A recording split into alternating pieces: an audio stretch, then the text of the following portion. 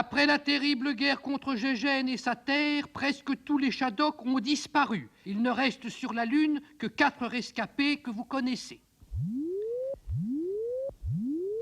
Ce jour-là, encore une fois, les Shadok se retrouvèrent au bout d'incroyables efforts, de souffrances et de sacrifices, là d'où ils étaient partis, c'est-à-dire pratiquement nulle part, car on ne peut pas dire que la Lune soit un quelque part. Et leur seul espoir, en somme, c'était de savoir que d'autres efforts, d'autres souffrances et d'autres sacrifices les amèneraient évidemment au même endroit. Mais ils ne se plaignaient pas, car telle était depuis toujours leur destinée. Ils venaient de nulle part, et c'est là qu'ils allaient. Mais il fallait quand même y aller. Ce jour-là, les Shadok se comptèrent.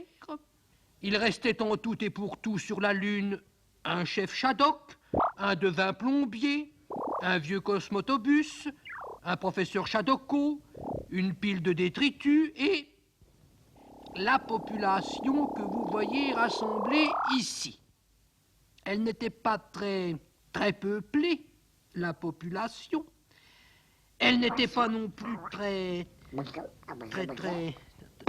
Hein?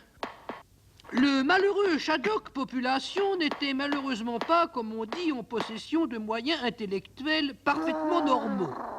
Disons plutôt qu'il était en parfaite possession de moyens intellectuels exceptionnellement anormaux. C'est lui qu'on avait surnommé autrefois l'irrécupérable. C'est vous dire. Il fut nommé ministre de la population et aussitôt sommé de faire son devoir de population qui est de populer.